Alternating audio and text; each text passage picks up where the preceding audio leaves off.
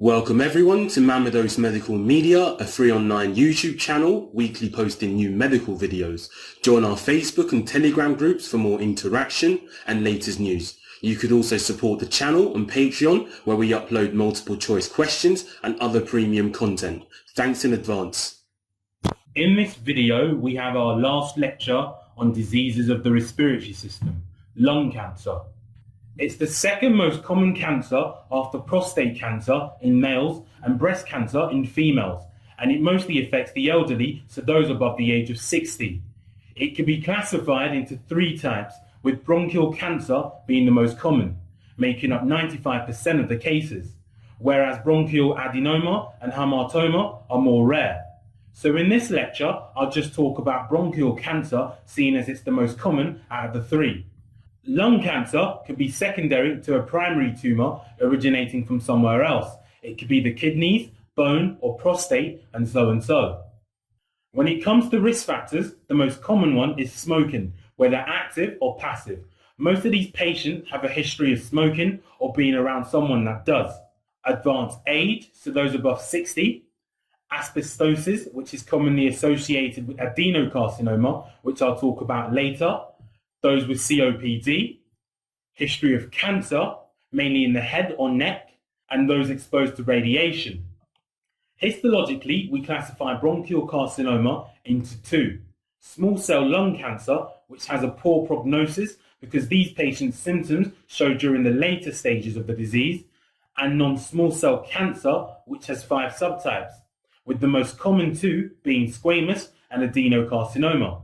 In squamous, they'll have an obstructive lesion, and in adenocarcinoma, which is the most common lung cancer to occur in non-smokers and is highly associated with asbestosis.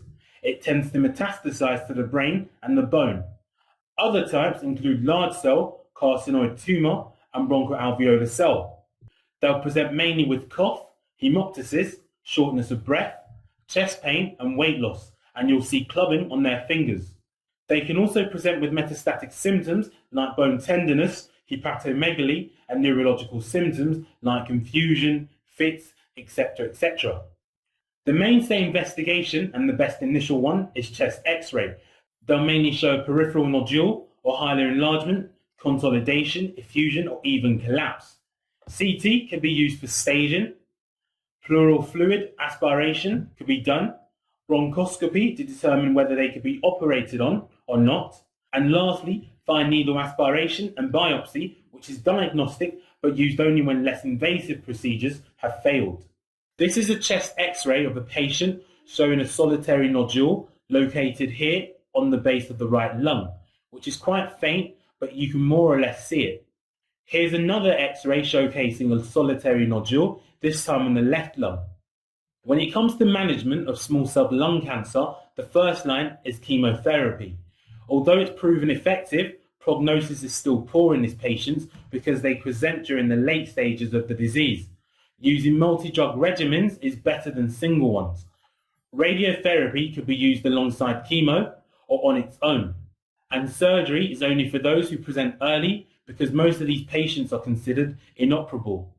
On the other hand, in non-small cell lung cancer, surgery is the first line, but only for those with stage 1 and stage 2. If it's contraindicated, we use radiotherapy. Chemotherapy is for those who present at later stages, stage 3 and 4. And that's it for diseases of the respiratory system. I'll be uploading a video on our Patreon page showcasing MCQ questions and explanations, while also providing notes for these lectures in PDF format. You can have access to all these for just $2 per system.